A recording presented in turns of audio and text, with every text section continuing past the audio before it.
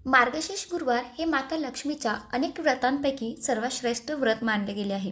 ज्या घरात मार्गशीर्ष गुरुवार केले जातात त्या घरात अखंड लक्ष्मी प्राप्ती होते. त्या घरात माता लक्ष्मी स्थिर स्वरूपात वास करते.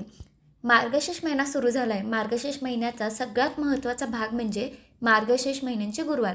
मार्गशीर्ष महिना हा भगवान विष्णूंच्या सेवेसाठी अतिशय महत्त्वाचा महिना आहे. त्याचबरोबर त्यांचा तो आवडीचा महिना आहे. याच महिन्यात दत्त जयंती येते, चंपाषष्ठी येते आणि महालक्ष्मी पूजन. आजच्या व्हिडिओमध्ये मार्गशीर्ष महिन्यातल्या गुरुवारच्या व्रताची मांडणी कशी करावी, उत्तरपूजा कशी करावी, संकल्प आचमन कसं करावं, त्या संदर्भातलीच माहिती आज आपण बघणार आहोत. नमस्कार, श्री स्वामी शक्ती या चॅनलवर आपले सर्वांचे स्वागत आहे. तर आता ही मांडणी कधी करायची, तर बघा, ही मांडणी तुम्हाला उद्या गुरुवारी म्हणजे तुम्हाला जेव्हा जमेल उद्या तेव्हा तुम्ही करू शकता. पण जर तुम्ही सकाळी मांडणी करून ठेवली तर ती सकाळी पूजा तुम्ही जर केली तर अर्थात दिवसभर ती आपल्या घरात राहते आणि घरातलं वातावरणसुद्धा प्रसन्न होतं. ज्यांची इच्छा असेल त्यांनी संध्याकाळी मांडणी केली तरी चालेल. आता ही जी मांडणी आहे, ज्यांना मासिक धर्म असेल, पहिला गुरुवार ज्यांना करणं शक्य नाही होत त्यांनी दुसरा गुरुवार करू शकता. आता आपण मार्गशीर्ष महिन्याची मांडणी कशी करायची ते बघूया. सुरुवातीला दिवा लावून घ्यायचा आहे. दिवा लावल्यावर आपल्याला त्या दिव्याला हळदी कुंकू अर्पण करायचं आहे. दिवा लावल्यावर आपल्याला सगळ्यात आधी करायचा असतो तो संकल्प. तर संकल्प करायच्या आधी आपण आचमन करूया. आपल्याला आचमन करण्यासाठी भगवान विष्णूंचे 4 नाव घ्यायचे असतात. आता क्रमशः त्याच्यामध्ये पहिलं ओम केशवाय नमः, ओम नारायण नमः, ओम गोविंदाय नमः असं हे 3 नाव घेऊन आपल्याला पाणी ग्रहण करायचं आहे. डाव्या हाताने आपल्या उजव्या हातावर पाणी घ्यायचं आणि ते पाणी प्यायचं आणि शेवटच्या वेळी ओम माधवाय नमः असं म्हणून आपल्याला पाणी तामणामध्ये सोडायचं असतं. हे झालं आपलं आचमन करून. आता जर तुम्ही नव्याने करणार असेल तर तुम्हाला महालक्ष्मी मातेला प्रार्थना करायची आहे की माझ्याकडून मार्गशीर्ष व्रताचं उद्यापन सहित सगळे गुरुवार तू करून घे, अशी प्रार्थना करायची असते, ज्याला आपण संकल्प करणं म्हणतो. आता मार्गशीर्ष गुरुवारबद्दल असं असतं की ते तुम्ही कायम करू शकता. कोणी 5 वर्षासाठी करतं, कोणी 10 वर्षांसाठी करतं. तुमची इच्छा, ज्या पद्धतीने तुमची इच्छा असेल त्या पद्धतीने तुम्ही संकल्प करू शकता. संकल्प करण्यासाठी हातात फूल घ्या, पाणी घ्या, पाण्यामध्ये हळद कुंकू अक्षता तुम्हाला टाकायचे आहेत आणि संकल्प करायचे. थोडंसं पाणी जास्तच टाका. तर संकल्प करताना तुम्हाला काय म्हणायचं आहे, आपलं नाव घ्यायचं. नाव घेतलं आपलं गोत्राचं नाव घ्यायचं. घरात सुख, शांती, ऐश्वर्य, संपत्ती, समृद्धी, वृद्धी व्हावी म्हणून मी हे महालक्ष्मीचे व्रत करत आहे आणि हे महालक्ष्मी तू माझ्या घरात चिरकार स्वरूपात वास कर, अशीच प्रार्थना करायची आहे. संकल्प केल्यावर आपल्या डाव्या हाताने उजव्या हातामध्ये पळीभर पाणी घ्यायचं आणि हातात जे काही हळद कुंकू अक्षता ठेवले आहे ते पाण्यात सोडून द्यायचं. याला म्हणतात संकल्प करणं. संकल्प करून झाल्यावर आचमन करून झालं. आता सगळ्यात आधी येतो तो देवीचा कलश. सुरुवातीला आपल्याला गणपती बाप्पांची पण पूजा करायची आहे. तर गणपती बाप्पांची पूजा कसं करायचं बघा. तर तुम्हाला गणपती बाप्पांची पूजा करताना आपल्या घरात जी गणपती बाप्पांची मूर्ती आहे तर ती मूर्ती आपल्या घरात जी असतेच ती मूर्ती आपल्याला स्थापन करायची. म्हणजे आपल्याला 2 विड्यांची पानं मिळून 1 विड्याचं पान या पद्धतीने 2 जोडपान ठेवून तुम्हाला गणपती बाप्पांच्या मूर्तीची स्थापना करायची आहे. जर मूर्ती नसेल ठेवायची तर तुम्ही सुपारी स्वरूपसुद्धा गणपती बाप्पांना स्थापन करू शकता. त्याचबरोबर जर श्रीयंत्र असेल तर ते सुद्धा तुम्ही ठेवू शकता. तर बघा, गणपती बाप्पांची मूर्ती घेतल्यानंतर त्याला अभिषेक घालायचा. अभिषेक करताना ओम गणपती नमः हे म्हणत आपल्याला गणपती बाप्पांना अभिषेक करायचा आहे. आता त्याच्यानंतर आपल्याला गणपती बाप्पांना हळद कुंकू अक्षता अर्पण करायचं आहे. गणपती बाप्पांना फक्त मनातल्या मनात ओम गणपती नमः या मंत्राचा मंत्र जप करायचा आहे. तुमच्याकडे जर लाल फूल असेल तर लाल फूल गणपती बाप्पांना अर्पण करायचं आहे. दुर्वा जर असेल तर दुर्वा गणपती बाप्पांना अर्पण करा. गणपती बाप्पांना गूळ आणि खोबऱ्याचं नैवेद्य तुम्हाला दाखवायचं आहे. ही झाली गणपती बाप्पांची स्थापना करून. आता आपल्याला कलशाची स्थापना करायची आहे. तर बघा, कलश मांडून घ्यायचा. आता कलश कसं मांडायचं बघा. तर आपल्याला आता सुरुवातीला कलश मांडून घ्यायचा. म्हणजे गणपती बाप्पांची स्थापना करून झाल्यावर आपल्याला कलशसुद्धा मांडायचे आहे. कलश मांडण्यासाठी आपल्याला तांदळाची भरीव अशी रास करायची आहे.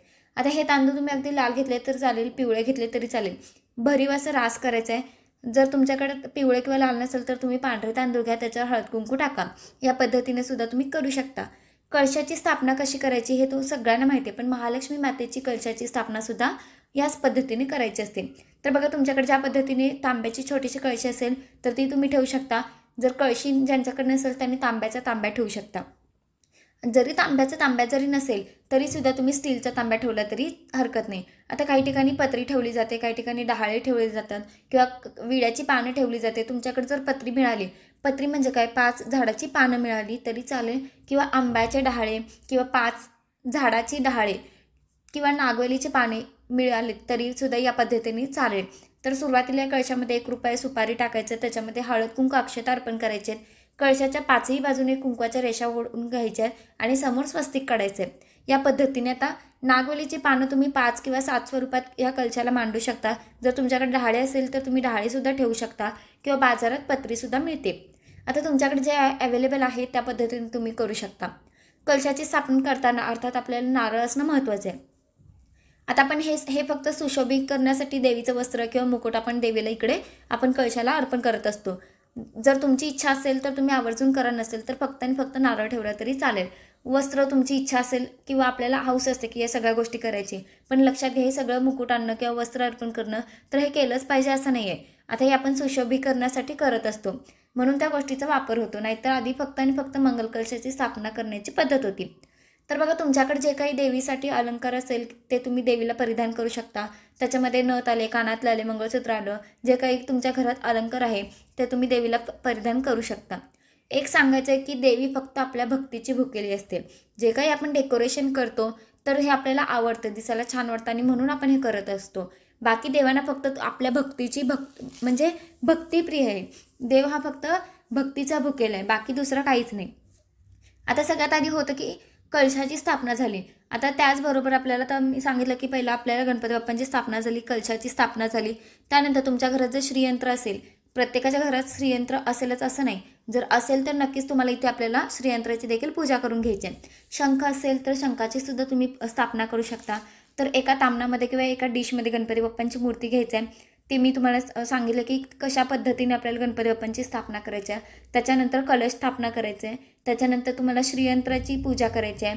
त्याच्यानंतर शंखाची स्थापना करायची आहे. तर बघा त्याच्यानंतर आपल्याला जर तुमच्या घरी महालक्ष्मी मातेची आपल्याला मूर्ती असेल, जर तुमच्या घरात महालक्ष्मी मातेची मूर्ती असेल तर त्या नक्कीच मूर्तीवर अभिषेक करायचा आहे. आता मूर्ती जर मातीची असेल तर अर्थात त्याच्यावर अभिषेक करताना तुम्हाला काय करायचं आहे, पाण्यामध्ये थोडंसं फूल बुडवायचं आणि ते त्याने आपल्याला ओम श्री महालक्ष्मी नमः, ओम श्री महालक्ष्मी नमः या मंत्राचा मंत्रजप करून अभिषेक करायचा आहे. पण ज्यांच्या घरात मूर्ती असेल तर त्यांनी आवर्जून एक वेळा श्रीसूक्तचं पठण करावं.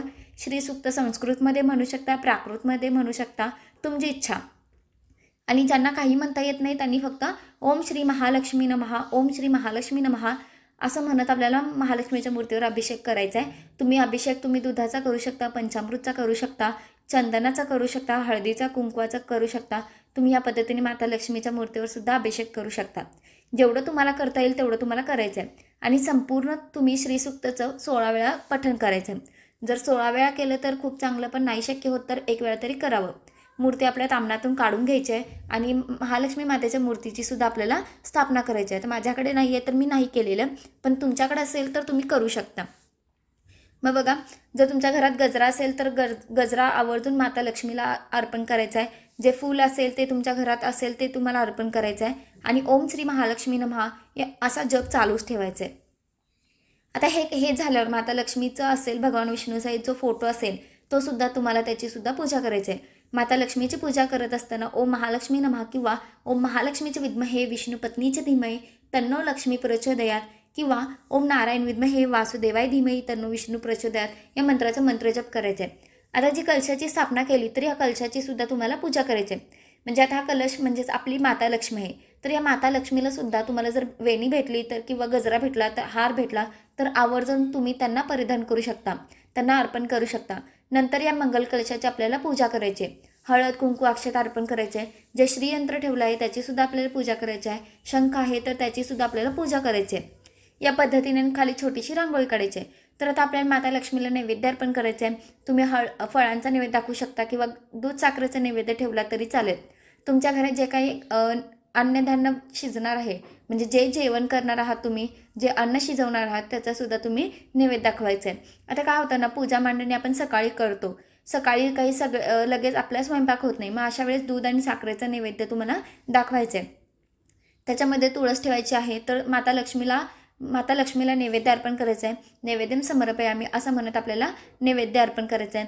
ओम महालक्ष्मीचे विद्महे विष्णू पत्नीचे धीमहि तन्नो लक्ष्मी प्रचोदयात ह्या मंत्राचा आपण दिवसभर मंत्रजप करायचा, म्हणजे आपल्या मुखातून ते यायलाच पाहिजे आणि आपल्याला देवीची ओटीसुद्धा भरायची आहे. तर पहिल्याच गुरुवारी तुम्ही देवीची ओटीसुद्धा भरू शकता किंवा तुम्ही चौथ्या गुरुवारी, दुसऱ्या गुरुवारी किंवा तिसऱ्या गुरुवारीसुद्धा भरू शकता, तुमच्यावर आहे. पण आपण जेव्हा मांडणी करत असतो तेव्हा देवीची ओटी आवर्जून भरावी. मांडणी करून झाल्यावर ग्रंथामधली जी कहाणी आहे ती तुम्ही वाचायची. मग ती कहाणी तुम्हाला आपल्या महालक्ष्मी कॅलेंडर जे आहे त्याच्या जानेवारीच्या मागच्या बाजूला जे पान आहे, जानेवारीचं जे पान आहे त्याच्या मागच्या बाजूला तुम्हाला मिळून जाईल.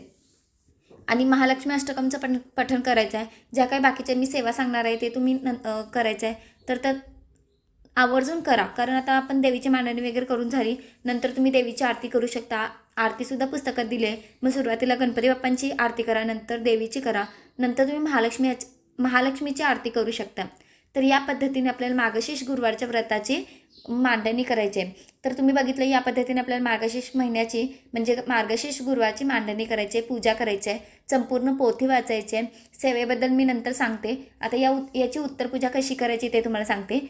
बघा, आपण गुरुवारी म्हणजे बऱ्याच बायका असं होतं की आता लग्नकार्य आहे किंवा काहीतरी असतं, त्याच्यामुळे आपल्याला गुरुवारी गावाला जायचं आहे. मग उत्तरपूजा शुक्रवारी केली तर चालेल का?